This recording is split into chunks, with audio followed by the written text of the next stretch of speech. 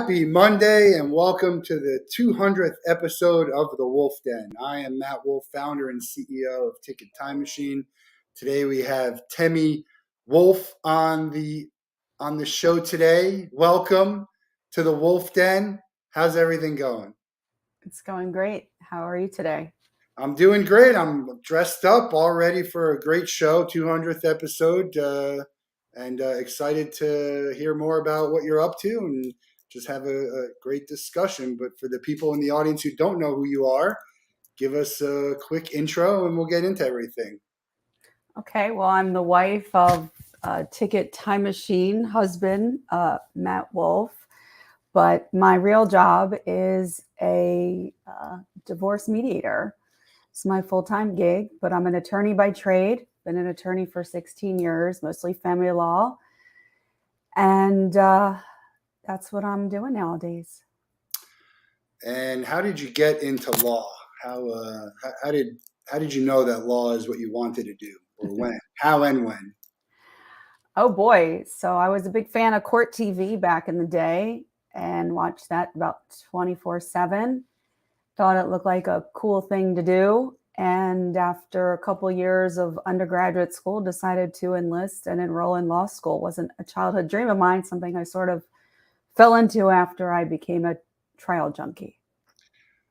When people do become an attorney, get in the law business, do you think they do it because they saw something that similar to you that they thought was cool? Like, this is something cool. Maybe it's a movie, maybe it's a TV show. How, you know, a lot of attorneys. How often is that the case? Most of it is family. A lot of them have a parent that is an attorney, so they grew up with a lawyer in the household. However, other people I know have gone into law because they want to try and help others. While it's not completely public service, you do provide a service to the public by assisting them with legal matters. So I think it's for folks who are looking to make a change or a difference and helping the lives of people, whether it's through the criminal realm, civil, family, probate, guardianship, personal injury. There's multiple facets of law where you can help people with legal needs. I mean, a lot of people, when they think about attorneys, probably the first thing they think about is the money that's involved with attorneys, which is obviously not always true for attorneys. But attorneys do work a lot, right? Billable hours, long weeks. So with someone whose family is an attorney and they see that, it's a little strange that they would be like, oh, that's the life I want to live. Oh, no, it's not a 40-hour-a-week job. That is for sure. That's a little misleading. It's definitely a lot more hours than just 9 to 5 or what you see in a courtroom. Nights, weekends, emergencies. It's not a job that is your typical desk job. So it does require a lot of time and energy, and definitely more than I anticipated when I signed up for it. Did you know that you wanted to go right into family law when you decided to go to law school? No, so after I graduated law school, I still wasn't sure what I wanted to do. And I somehow ended up with a job at the Department of Children and Families down in Miami. And I learned about dependency law. It was not something I had learned in law school. It was not a class they taught us. So I had to learn about dependency law. And for those that don't know what that is, that's when the state removes children from parents due to abuse, abandonment, or neglect allegations. And they're prosecuted by the state and provided services to be reunited with their children. So I sort of first fell into dependency law, got used to dealing with families and family matters, which led me into the private practice of family law, which is a different Florida statute, but it does involve children and families just in a different setting, because now I'm dealing with not children who have been removed from parents, but parents who are splitting up and the children are now going between two homes. Yeah, family law is more than just divorce, whether you have kids or not. What is family law? What does it all encompass? So it's probably, I could tell you what it doesn't include. So it does not include probate issues. A lot of people think that's family. So when a family member dies, that's not a family lawyer. That's actually a probate attorney. Family law is more or less issues involving parents and children, but they don't necessarily need to be married. Children can be born out of wedlock, and that's called a paternity case. So it doesn't include when a family member passes or any issues with respect to like a family member's needs. It's dealing with matrimonial, obviously marriage and divorce law, and family law, which is paternity cases. There's some more ancillary issues such as guardianship of a minor by an extended family member, which is not through the probate court, meaning both parents are still alive, but another family member wants to take care of a child. And then there's also like support, modifications, stuff like that comes along with the family issue. Does that answer your question?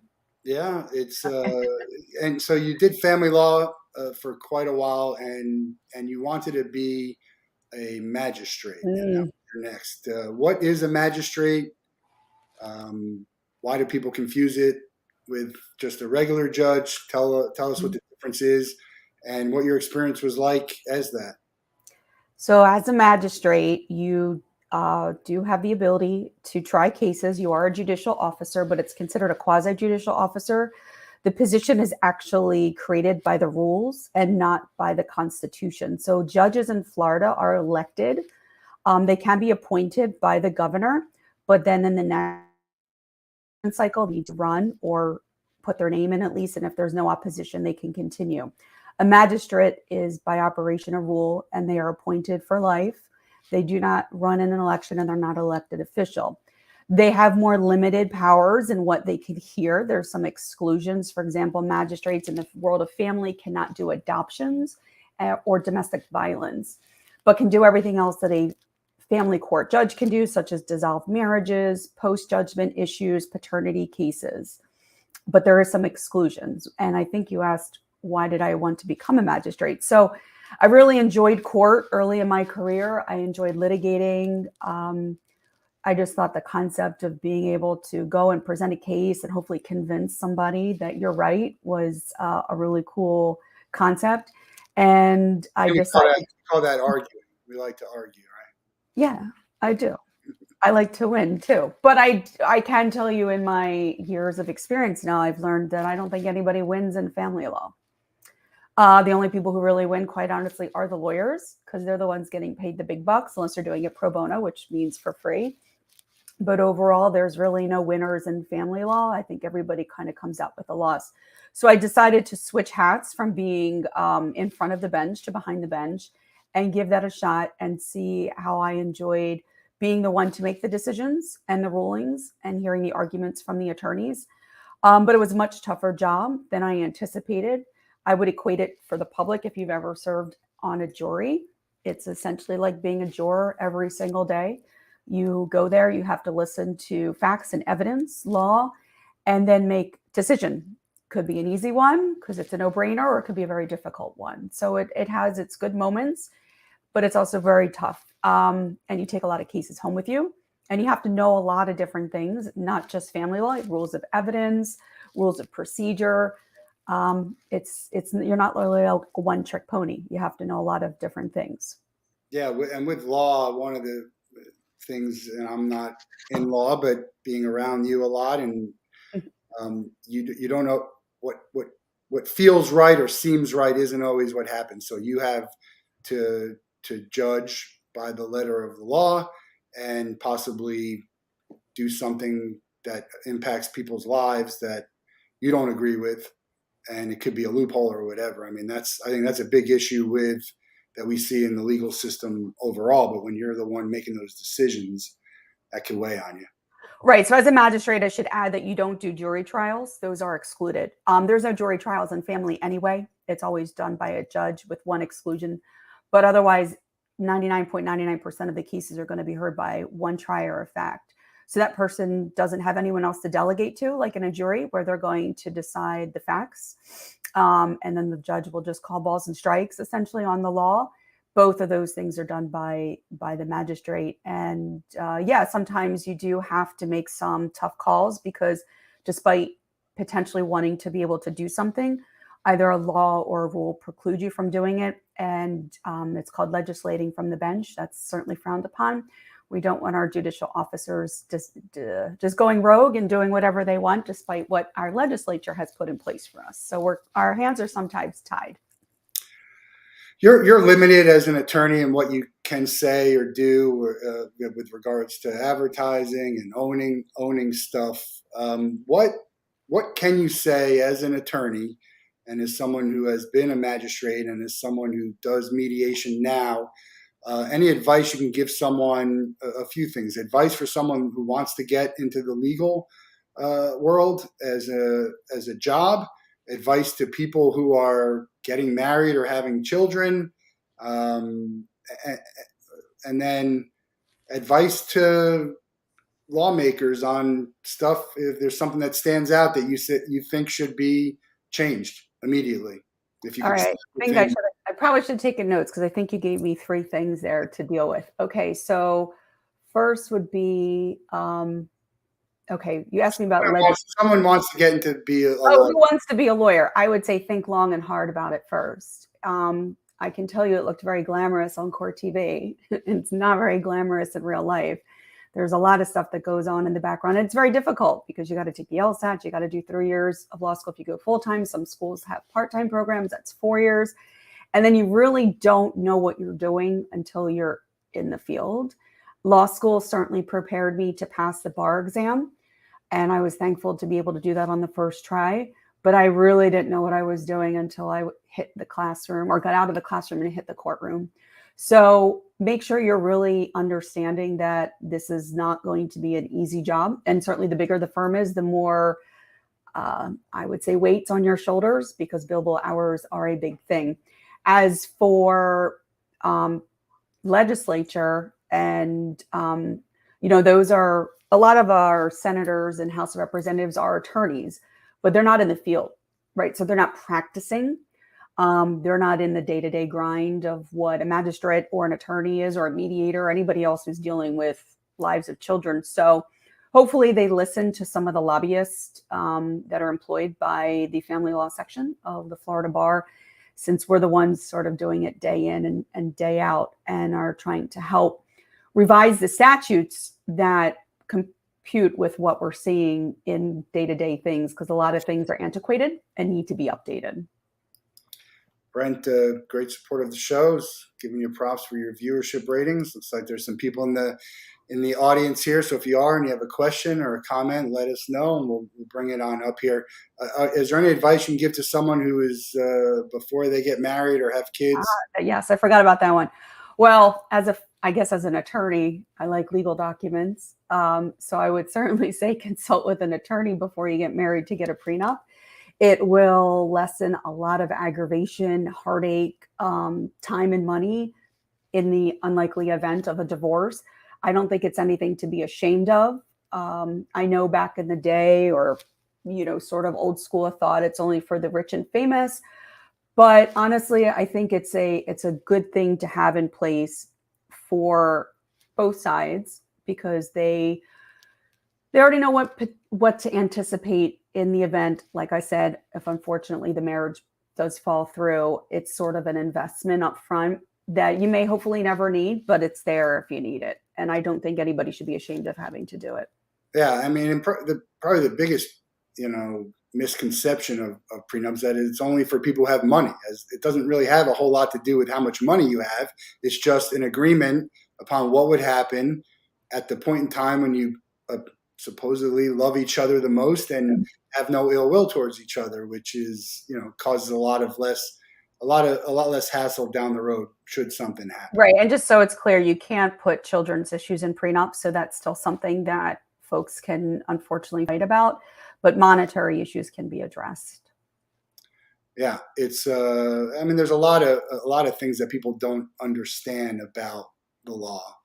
And for the most part, people don't really need to, right? I mean, what do we need to know about until we actually need to know about it? If we're faced in it, whether it's a divorce or if it's non-family, some type of trouble. Would you like me to answer Brent's question? He asked, what are you practicing if not assets? Yes. Sure. You can also be protecting income, spousal support. What are some other things you can put in your prenup? So yeah, I mean, obviously you can also deal with issues of estate planning. So it's not just like my house, but it could be liquid things, your retirement accounts, a whole laundry list of assets, debts, liabilities can be addressed in a prenup.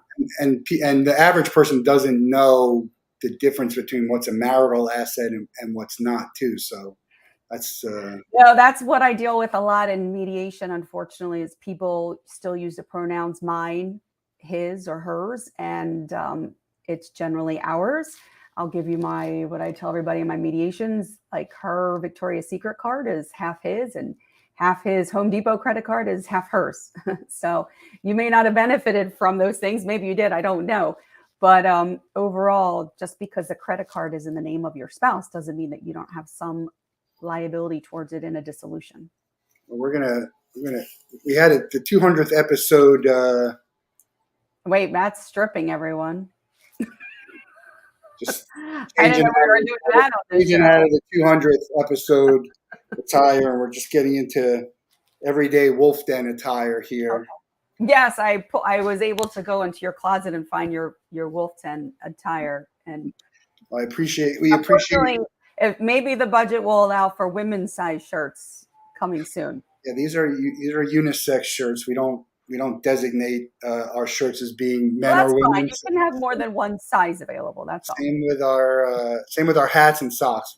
We need to reorder the shirts. Yeah. You talked a little bit about Court TV. Mm-hmm. I can attest to your obsession to Court TV.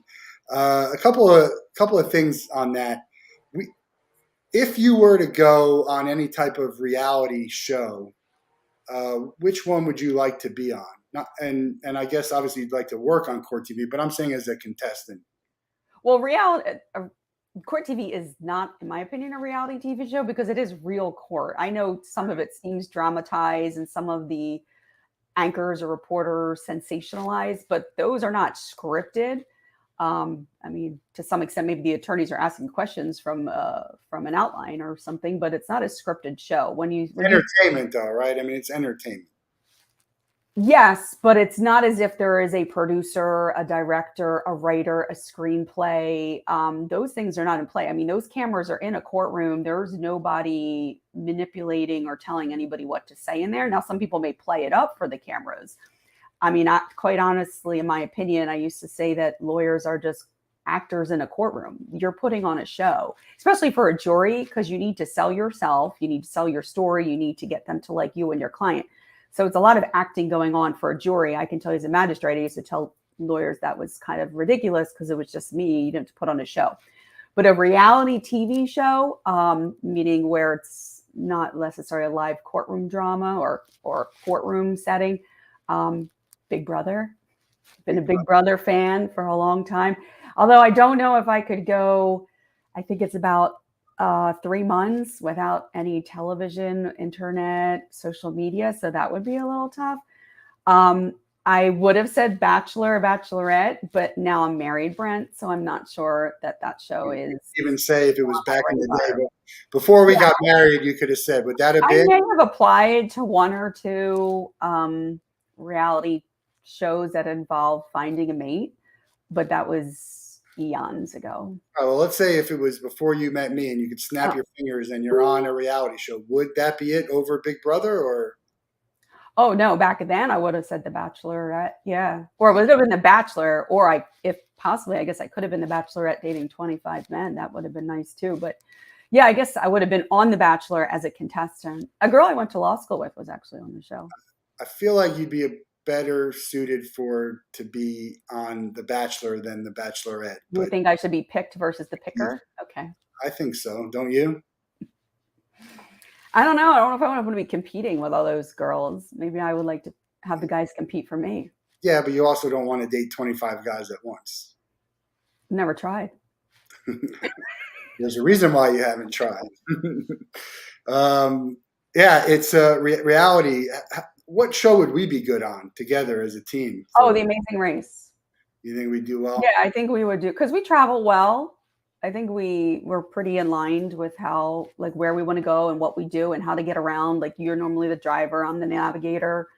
There's things that you like to do that I don't and vice versa. So I think we would complement each other on some of the tasks. Haven't watched it in recent times, though. I kind of miss it. But I Yeah, like they did have a couples Amazing Race, and they have couples. I think we'd be good. I told you on couples Wheel of Fortune. I think we'd be good at that. I think we're too smart. No, how close was the trekking we did up a hill? Do you think on our honeymoon is to with the path is to the Amazing Race? I guess they have cell phones in those, right? And navigation skills. No, no, you don't. You can't. They take away those things on Amazing Race. You've got to, you can ask the locals and people. I mean, they give you a little bit of guidance as to what your tasks are, but ultimately you got to get taxi drivers and residents or locals to help guide you through. But then they have the flags too. So that sort of also helps you find your way through the path to where you need to get to. But no, they don't have phones. The contestants don't have their phones. And you don't have to be a couple to be on Amazing Race. It's just any two people. So it could be father, son, cousins, friends, whatever. They don't have to be married. They put you with like your ex-boyfriends and girlfriends, right? Or On ex-wives. Amazing Race? Didn't they do that? I feel like there might have been a show where they did have some people who were exes, but I'm not sure if it was exclusively couples or ex-couples, but I think there were some. But I don't watch a lot of reality TV. I actually don't watch a lot of TV shows, which is you are big into shows, and I watch a lot more movies. There are some that we watch together.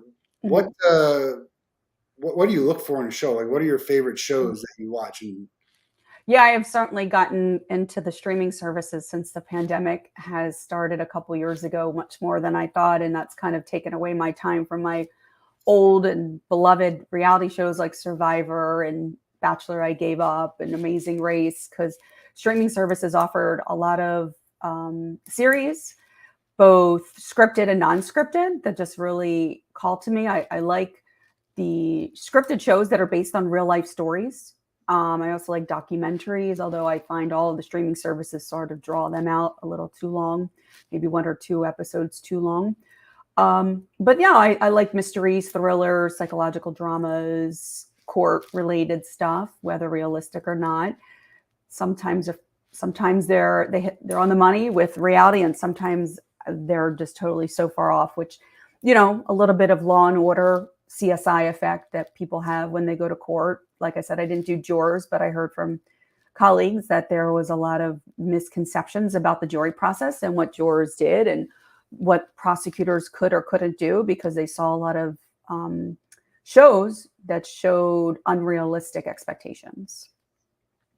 yeah, the thing about your watching is, and I can't do, you can watch anywhere, anytime in passing. It doesn't have to be your main focus. That's one of the reasons why I don't watch shows and movies is I need to be sitting and watching and giving it my full attention. Right. So Yeah. It's kind of become like a second job for me. I carry a tablet around while I'm doing chores, laundry, vacuuming, cleaning.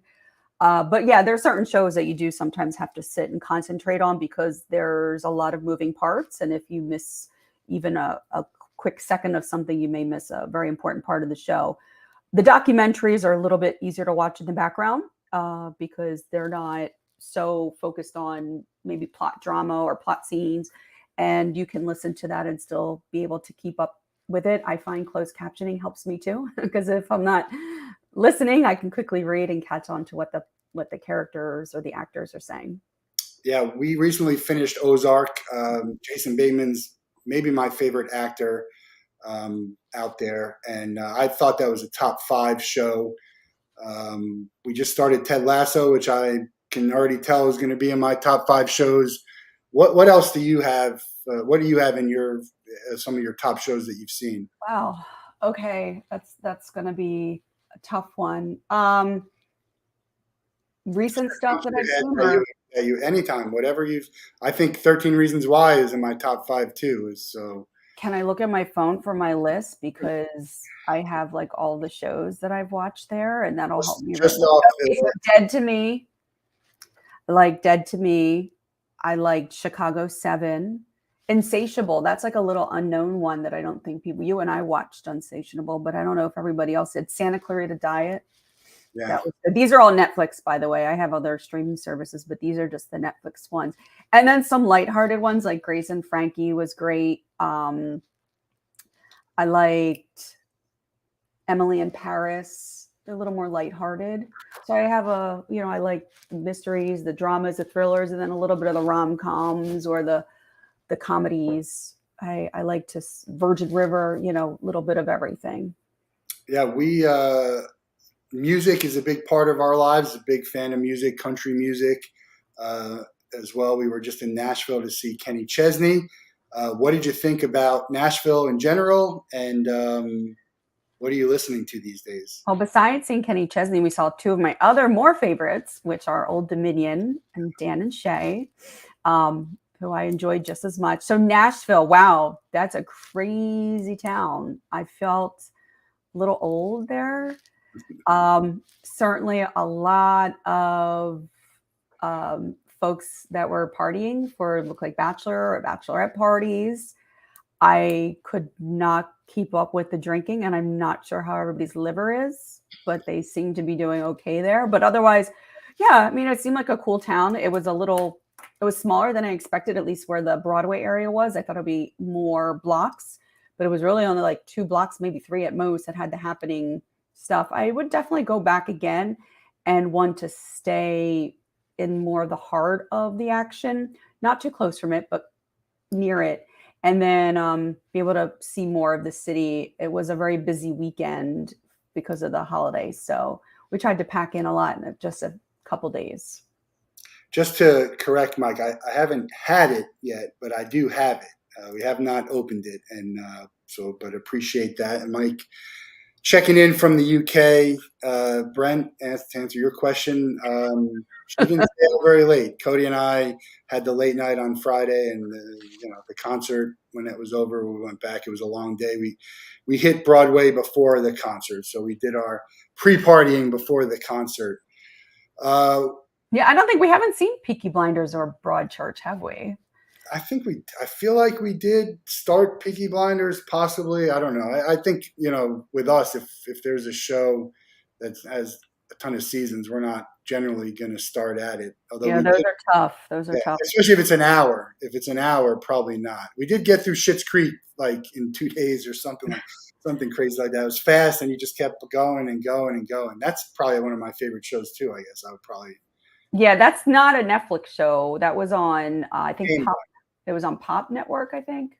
I think And then it got picked up. A lot of shows get picked up by Netflix or other Hulu, Peacock, the other ones that are out there. And then they just replay what was on another network. We're going to go see Lady Gaga for your birthday in September. You've seen her before. What are you listening to now? And Brent likes to hear about Mount Rushmores. Give us a Mount Rushmore of your favorite musicians. Well, Lady Gaga has a fabulous new song out from Top Gun called "Hold My Hand," which is beautiful, and I love that. She's changed so much. I remember seeing her about 10 years ago, and she was kind of freaky and just a little odd and quirky, and I feel like she's really changed her persona and her character and has become much more human, if that makes sense, like more down to earth. So yes, I've seen her twice now. This will be my third time. And every time I go, it just gets better and better. And I'm also going to be seeing Michael Bublé with a couple girlfriends coming up. That's, I think, this summer. So who am I listening to right now? Well, I'm generally listening to Amazon Music. And I look for the new releases on Friday. I love Dan and Shay. Mentioned that before. I don't know why, but it's find their music to be harmonizing. But yeah, I guess mostly I just kind of play the country music channels that are on the playlist, new music. But no, I'm not really just like one CD that I'm playing on repeat at the moment. Do you have a favorite concert that you've ever been to? Do you have someone you haven't seen that you would love to see? Obviously, well, Madonna was great. I saw Madonna. God, it had to be maybe 15, 20 years ago at this point. That was definitely like a once in a lifetime type of thing. A favorite concert. God, there's been so many that it's hard for me to just pick out one. I've been very blessed to be able to go to a lot of different musical venues and shows. Oh yeah. There's just some that stick out. A Green Day in Miami, I went to see Springsteen and Fun at the Final Four in Dallas, and Michael Fronte did a show down here at Revolution. They're just shows that kind of stick out. Nothing for you? I like when I went to see Tori. Like, why can't I think of her Corey last Kelly. name? Yeah, that was a fabulous. It was like a smaller venue down in Miami Beach, and that was and she was like a little bit of, she's not like a super well known, but has a beautiful voice, and I really enjoyed that because I could belt out all the tunes and sing along with her. But no, I mean, just going to like the festivals, I like seeing the different artists at Sunfest and Tortuga, and you kind of can pack in a lot in a short time and get to Yeah. see a lot of your favorite artists without having going to a lot of different venues all throughout the year. Anyone you haven't seen yet that's on your bucket list? I don't know. Do we have anyone? I'm asking if you have anyone. Not off the top of my head. I know there's some places I want to visit that I haven't been to, but not necessarily artists I haven't. Places. What's on the top of your list? Oh, well, the top of my list, of course, is Australia, because I have a very close friend there whose birthday is June 6th. I know in Australia it's already June 7th, but Happy birthday, Daniela. to my friend Daniela. So Australia is top of my list, and there's definitely more countries in Europe I'd like to go to, like Italy, Greece, France. Just kind of get out of the Western hemisphere and into the Eastern hemisphere more. Yeah, is there a And place? maybe Liverpool. I don't know. Maybe a trip to Liverpool. We're going to get to Liverpool next year to visit our friends Mike and Sarah. Maybe we'll see a concert out there. Who knows? I've seen soccer out there. I've seen baseball overseas, but How I about never football? did a concert. Saw football, yeah, but that was American football, NFL game when we went to see the Eagles play in London. Is there a place you've been to that you would never go back again outside? Well, I guess it could be in the U.S. Yeah. Maybe Jamaica, and maybe just because I've been there so many times and I don't see anything special about it anymore. Just kind of nothing wrong with the country, just kind of done with Jamaica. And every cruise ship seems to stop there. So I guess the islands in general, I've done a lot of the islands in the Caribbean. So if I didn't go back, that would be okay. Maybe Aruba would be the only one I'd still like to go to. It's because you can't eat the Jamaica beef patties. You would get The diet is definitely doesn't go well sometimes with the island food. Yeah, we never got your four favorite singers. Who are your four favorite singers? 4 favorite singers. So I love Kelly Clarkson, Carrie Underwood, Lady Gaga, and my other 4th singer, Luke Combs. Luke Combs is a new addition to me. I love Luke. Got to see him recently, so that was good. Took him off. Yeah, I just think he's so like down to earth. He's like a fat guy with a beard, and I don't know. It just seems very down to earth. He's not like all Hollywood and pretty boy. Just a dude you run into at a bar. Yeah, it'd be good. I'd love to have a beer with Luke Combs. Ice cold beer never broke my heart. Aside from music and reality TV, I would say sports is probably the next biggest passion for you. You're a Philly girl, so you're Philly teams. I always like to joke, although there's a lot of truth to it, that even though you went to the University of Miami and you're a Hurricane, that there is no house divided because for the most part, you don't really follow college or pro sports. That's changed for me. I used to follow a lot of pro, and now I'm 90% college or 80, whatever you want to do it, more college than pro. Talk about being a Philly fan growing up. How did you become such a big fan? You don't have any brothers, just the one sister who may or may not be watching here. So what was it like being a sports fan in Philly, and why? So I attribute that to my father, Jay, who grew up in Philadelphia and has been there his whole life. And he has been a diehard Philadelphia fan for his whole life. And like you said, my father does not have any sons. I don't know if that sort of became my role in a sense. He took me to all the games. My sister would go and my mom sometimes, but I don't know. It seemed like our thing. So I would attend all the sports with my dad when he had tickets. The Phillies probably was our main thing, maybe just because of the expense. It was the least expensive sport to go to and had the most games. And then, once in a while, hockey, not as much. Just I think my dad didn't want us to go because of the violence, but it was here and there. We would go to that.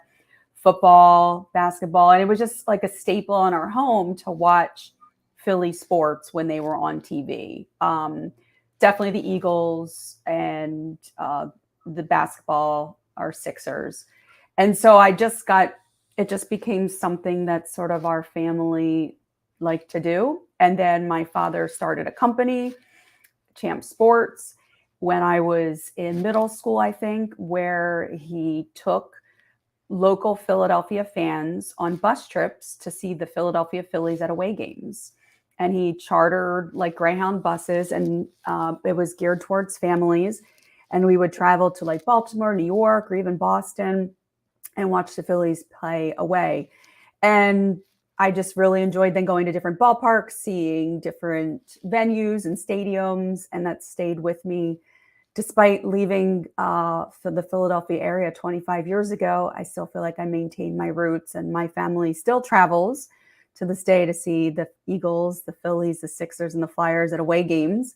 As you even said a few minutes ago, we all even were lucky enough to go to London in October of 2018 to see them play the home team, Jacksonville Jaguars, in London. So, yeah, I think it's just a family tradition, and not just my father, but a lot of extended family as well are just deep-rooted Philadelphia diehard fans, and it's hard to take the Philly out of you once you had it in you. Yeah, I actually don't mind the Sixers and the Eagles. I'll root for them to do well if it doesn't hurt the other teams I like. Not a fan of Phillies or the Flyers, probably because I grew up a Devils fan and more like watching the Mets and the Yankees. But if you had to rank those and saying, hey, I can never watch these again, what order do you rank those four teams for? Like if I could never watch X team again, I would. I can only pick one to watch. What would it be? And then if I could add a second and third, Or if I only had one to watch, I'd watch the Eagles. Okay. Okay, and if you could add another one, where do the other teams fall in the hierarchy? I would say it would be Eagles, Phillies, Sixers, Flyers in that order. I know they have some other sports teams now. Yeah, those are the and four. we weren't, at least because I think we had all four major sports teams in our city. I wasn't a big college fan as a child. I know there's other folks who grew up more in a rural area, so they had college sports. But we had Penn State and Villanova, but it wasn't a big deal. No. What do you think about the process? Are you trusting the process still? A long process. It's been going on for our processes last a long time, and they never generally end. As you know, the Phillies just fired their manager about 2 days ago, or 3 now. But I heard since they fired him, they've gone 3-0. So who knows? Yeah. But yeah, we go through coaches, managers quite rapidly because we are a tough crowd in Philly, and if we don't like what you're putting out, you will get booted. They do like what you're putting out. If you had to put a lot of money on which team would be win the championship next, who would you put that on? Okay, the Phillies lost, by the way. So. Yeah, well, that was yesterday, but I think they did okay the other 2 days. Who would win the championship next? You know, we always get so close. Well, some teams more than others. The Eagles, not the Eagles, unfortunately. They're still in the process. I would say the Sixers. I think if a couple more things come into fruition, they could do it. They've gotten closer and closer every year. So I would say the Sixers. Do you have a favorite Philly players or favorite athletes? I love Darren Dalton, but bless his heart, he passed away when he was so young. But I went to the World Series back in 2008 and 2009 when they were there. They won in 2008, but lost in 2009. So I would say the team back then, and then I felt like I knew the players back then, but now not as much. I feel like they're more transient. They're not, people don't stick around like they used to and play 15, 20 years for the same team. It's like, I'm just going to go work for whoever's going to pay me the most. It's kind of a different mentality now. Yeah, it is different. There are some people who want to stay and do well, or they can come back like LeBron. Do you have any sports moments that stand out to you in your lifetime? I would say the Super Bowl in 2005. Oh boy, I'm thinking that was the year when I went to see the Eagles play the Patriots in Jacksonville.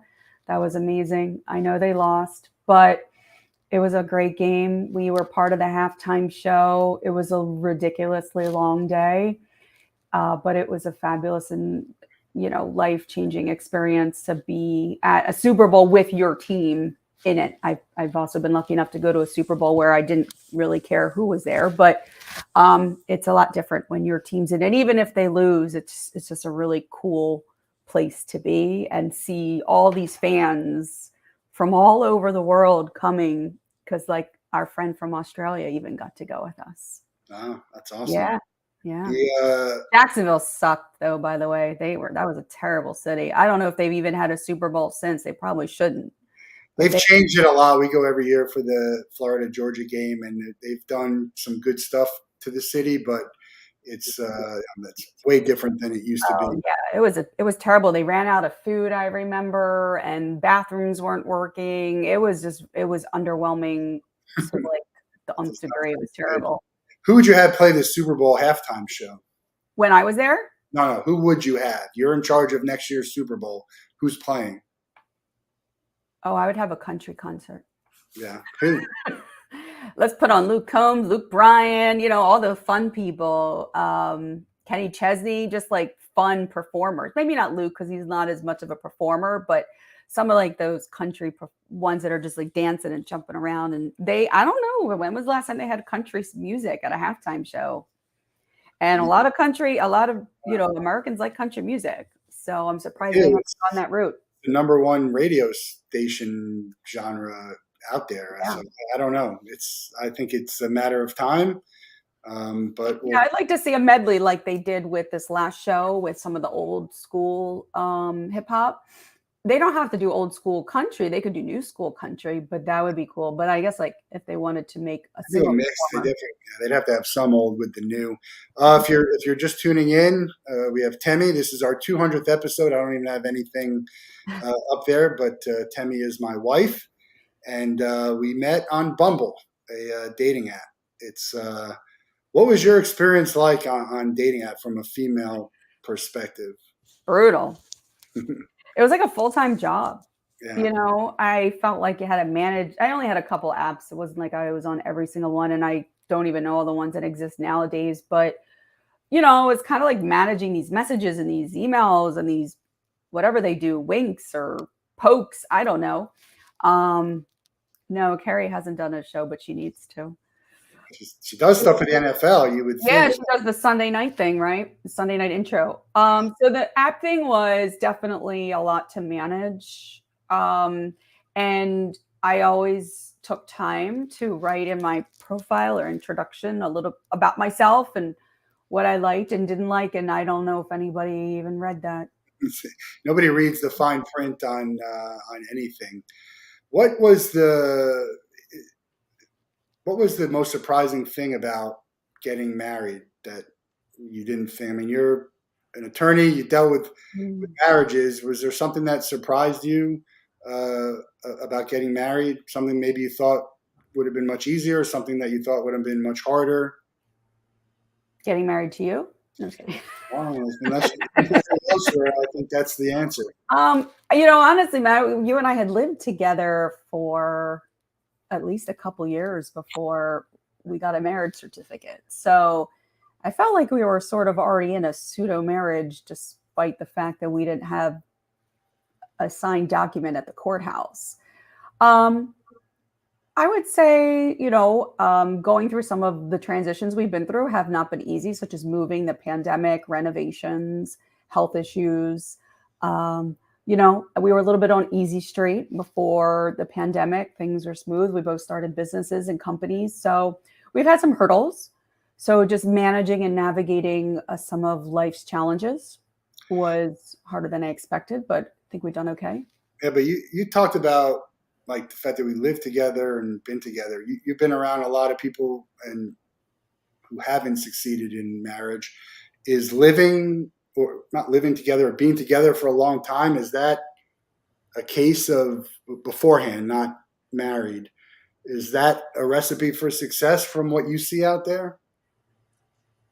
I don't know. I don't know what a recipe for success would be, but I would say that the folks who have had longer courting periods or know each other better seem to. But of course, I'm not doing statistics here. But when I find out that people have only known each other for a very brief time or had brief encounters and then got married very quickly or rushed into it, then their marriages don't always last. But then there's arranged marriages too. So who knows? I mean, to each their own, I guess. Yeah, I mean, the success of an arranged marriage is a little bit different. People will stay in arranged marriage. I knew someone who, because of their culture, would never divorce his wife, and they should never. I mean, they should have been divorced 20 years Right. prior. So that's a tough one. I will say, for us, if you can survive a pandemic with the person you're with, and that could be, family member. I mean, you're spending a lot of time with someone with not very many places to go.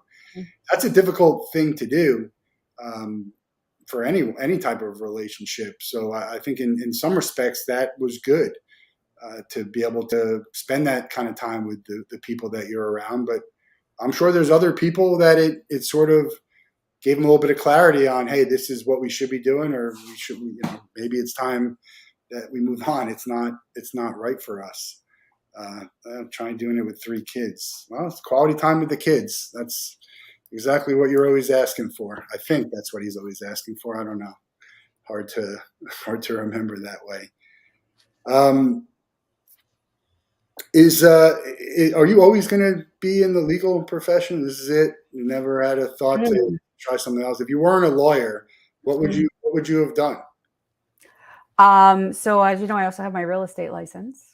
So I could see myself doing real estate. Sorry, Brent.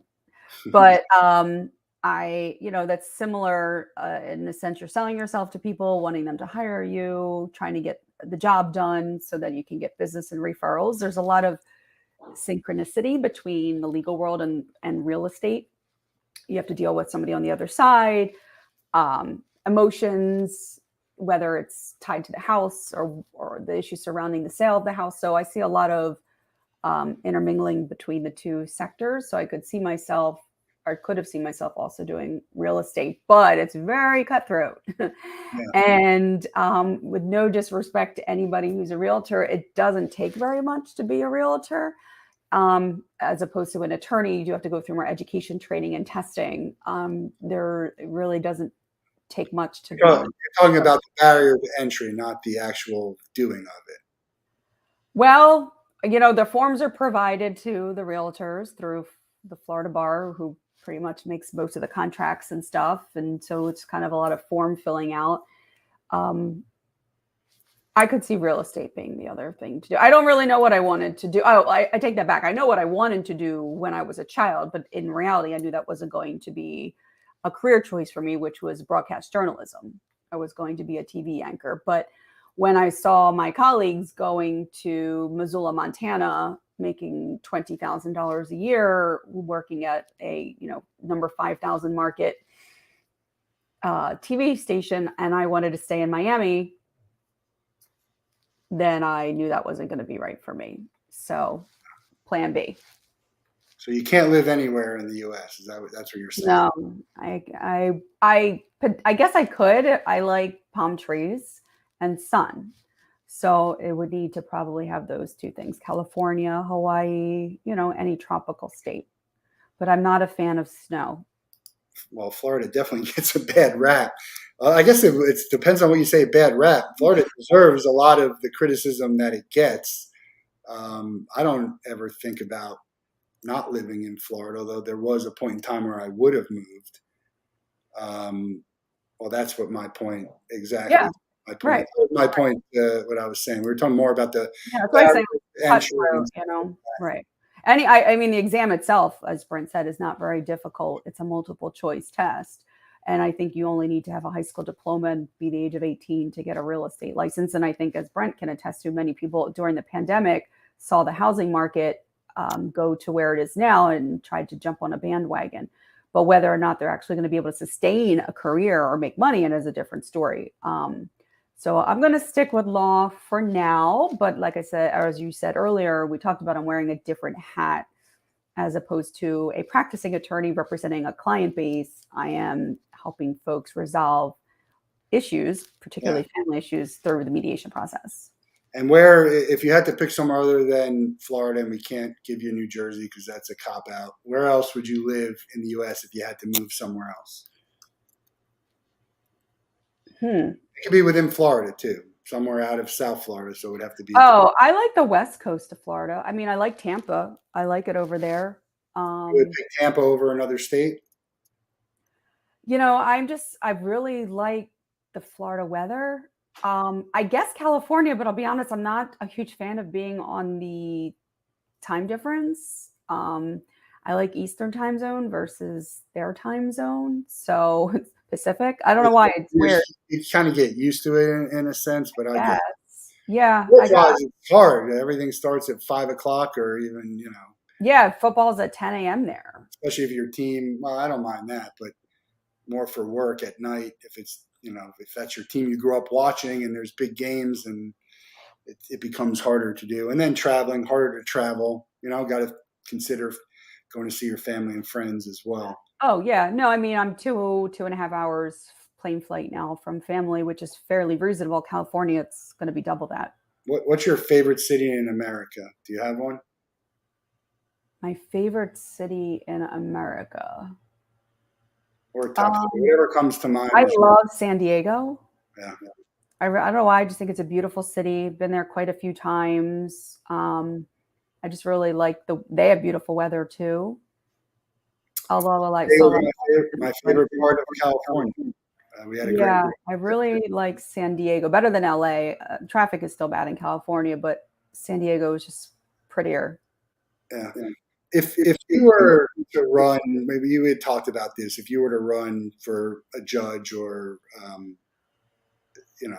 some type of public figure, what would your platform be? I mean, what would you want to stand for? Is there or change? Is there something that you strongly believe in that you would love to stand behind and see changed?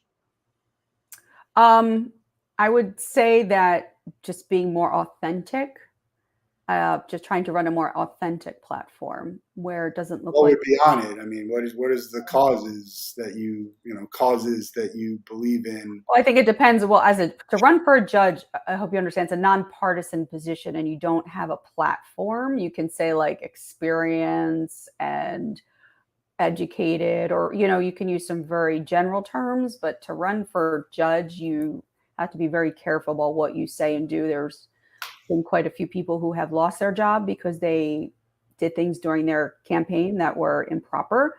Maybe as a politician, you can have platforms. I always called it the I care campaign. You just kind of show you care, because I think a lot of people act like they care or want you to think they care, but they're only doing something to fill their own ego. So how do you show someone you care? It's a great question. I think at least listening is number one. You have to be able to actually listen to what your constituents or your people are asking for, even if you disagree with it. You need to be able to at least listen to it and respond instead of just going radio silent or doing whatever you want despite what everybody else is asking you to do. Right. Should judges, like Supreme Court judges and politicians, have term limits? Well, judges do have they do have a limit, but it's not capped. So judges have a 6-year term. Supreme Court judges. Oh, the Florida Supreme Court or United States? United States Supreme Court, or politicians in general. I thought some politicians have terms, no? I know governors. Governors have terms, right? 2 terms. Can rerun. again? Terms. My understanding is they can do 2 terms. Pretty sure they can rerun. Maybe if they switch their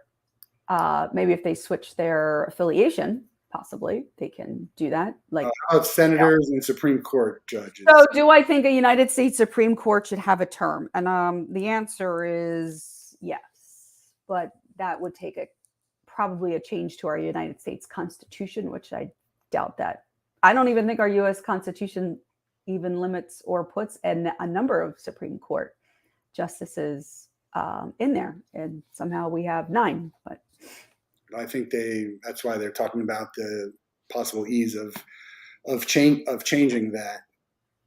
Yeah, I mean, I think sometimes people can get what's called judicial fatigue. It does exist. If you do something for too long, you kind of become a little disheartened, and you're just maybe there to finish out whatever it is and then be done. Aaron, check out My 3 Songs. Aaron Gobler. He's got a great show. You go on, tell him about 3 songs and why they're important to you. And really interesting to hear why songs mean something. I think, Temi, I think I told you to go on that show. Do you have a favorite song? Is there a song that means something like a lot to you? Well, I like Brett Young's song. Yeah. our wedding song. In case Yep, you it didn't was know. our wedding song and song I played when I asked you to marry me. And we tried to get Brett Young to do a quick video to introduce. And we had friends who actually asked him to do it. And we had a meet and greet right before it, and he didn't do it. But I did get you a John Dorenbos Yeah, that was awesome. wedding video. Cameo. What do they call that? It was a cameo, yeah. Yeah, it's like a cameo, right? Yeah, that was very cool. I think I still have that on my phone. I think so. I hope so. I still have it on mine. To answer Aaron's question, I mean, obviously, any new law, we'd have to decide if it has a retroactive effect or if it's only prospective. So if it's retroactive, then yeah, anybody on the United States Supreme Court could be affected by a term limit. But if it's only going forward, then only people put on. But they are getting younger and younger, you've noticed. Used to be, I don't want to sound stereotypical, but I will, old white men. And now it's a younger generation of men and women. So their terms can last decades and decades, not just a few years. I mean, that's the way corporate America is going too. They're trying to get away from the good old boy network, which was mostly older white men. And look, I think we need a new voice, regardless of whether it's male or female. The right people should go, and there's no reason that the right people don't include others. I don't think we need to just appoint them, but just by simple math alone, the right people would include people of all different kinds. We have your information here. If someone wants to get in touch with you, if they need a mediator, if they have a question or need some more information, check out the website, divorcesmartesq.com. Also on Facebook. Pretty active on Facebook and Instagram, LinkedIn. If you know someone who needs any help, definitely get back in touch with Temi. And we're gonna let you out of the Wolf Den with one last question. It's the same one everyone gets. You can spend 24 hours with anybody in the world. They have to be alive, and you can't be related to them. Who would you pick, and what would you guys do?